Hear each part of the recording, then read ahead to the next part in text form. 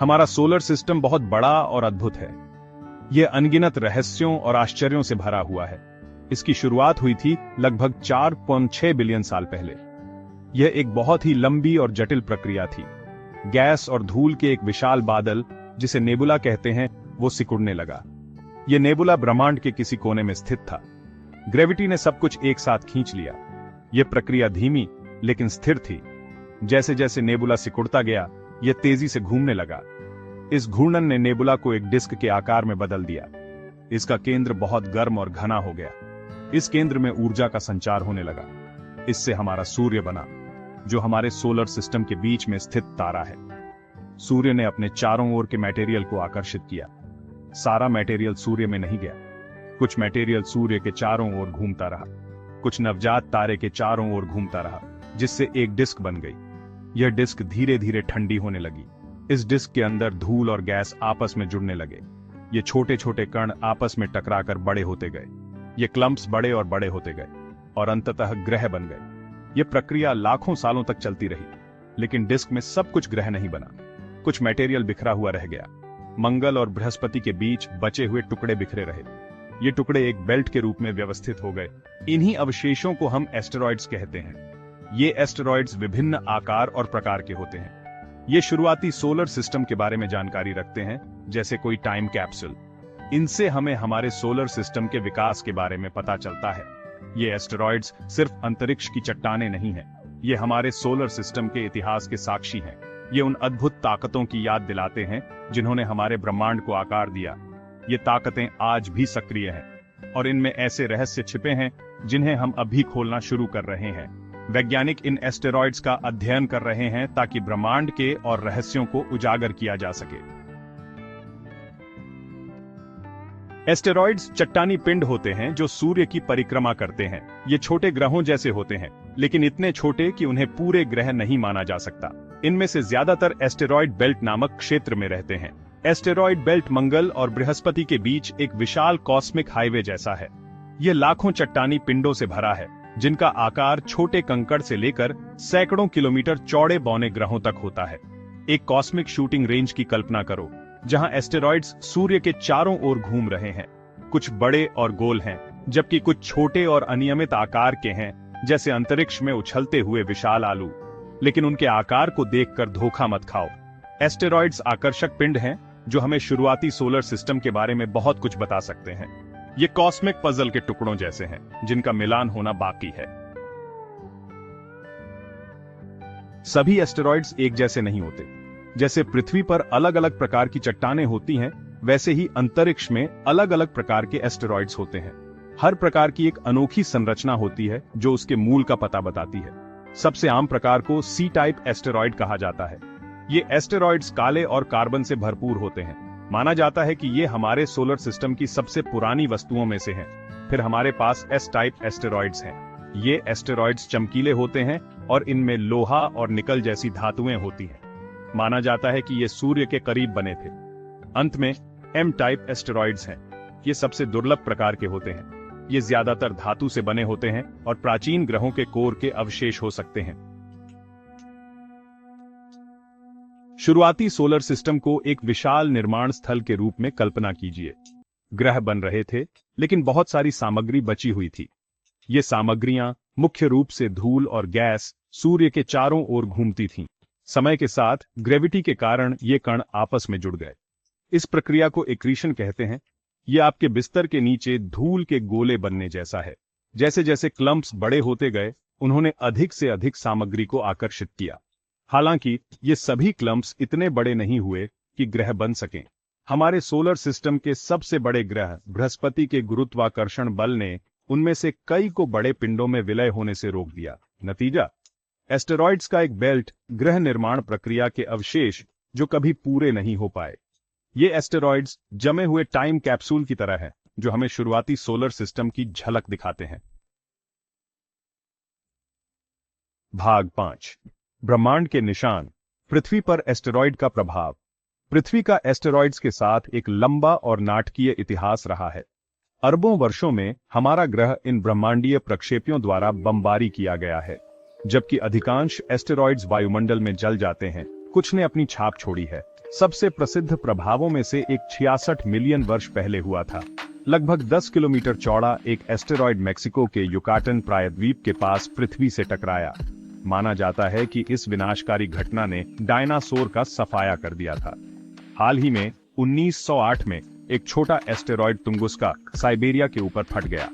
विस्फोट ने 2000 वर्ग किलोमीटर के क्षेत्र में पेड़ों को धराशायी कर दिया और 2013 में रूस के चेल्याबिंस्क के ऊपर एक उल्कापिंड फट गया, जिसमें 1000 से अधिक लोग घायल हो गए।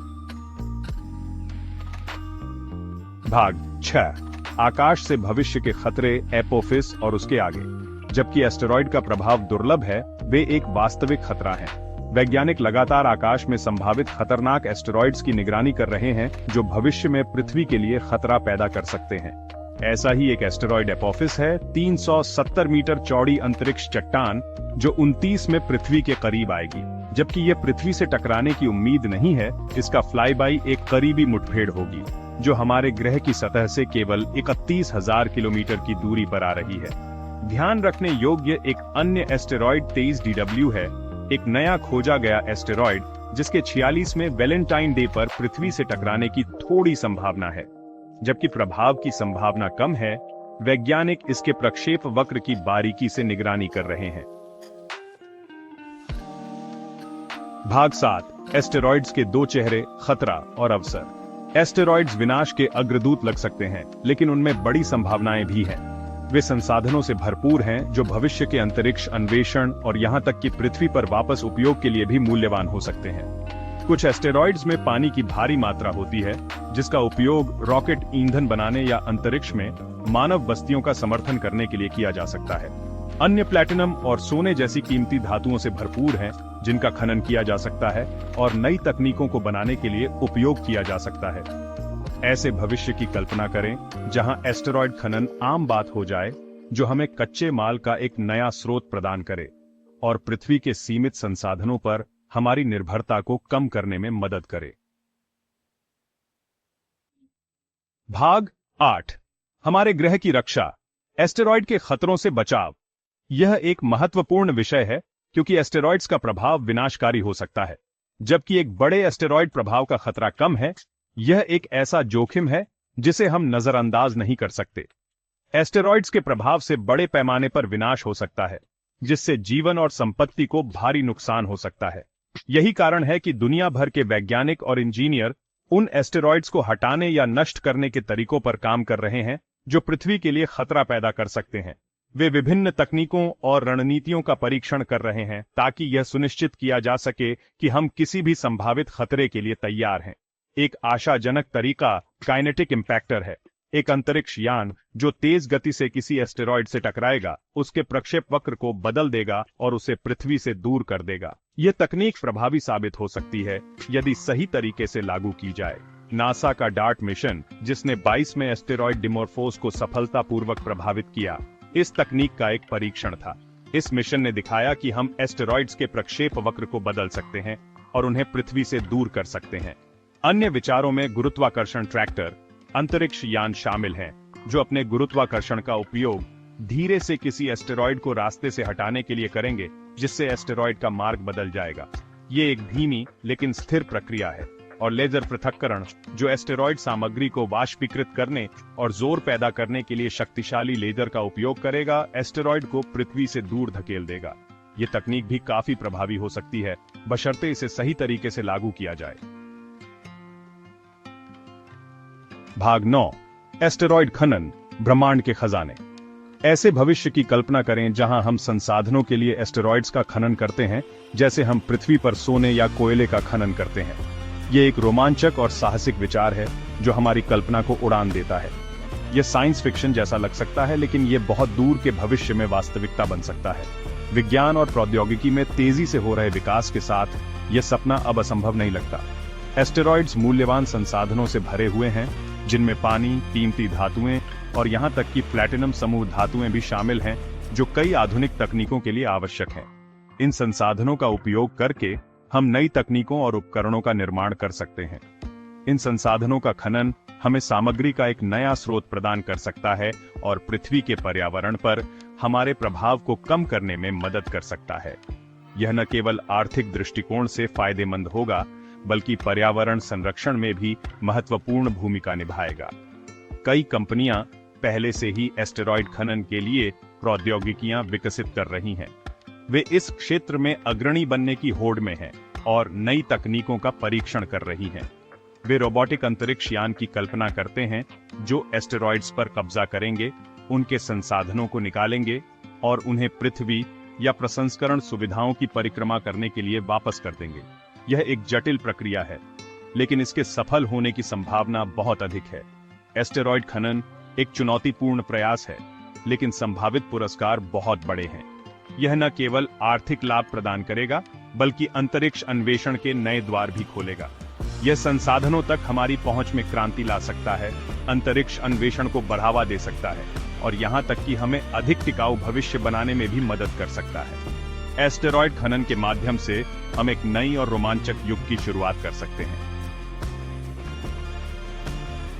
अगर आपको यह वीडियो अच्छा लगा हो तो इसे लाइक करें, अपने दोस्तों के साथ शेयर करें और चैनल को सब्सक्राइब करना बिल्कुल मत भूलें। चलिए मिलते हैं अगले वीडियो में। धन्यवाद।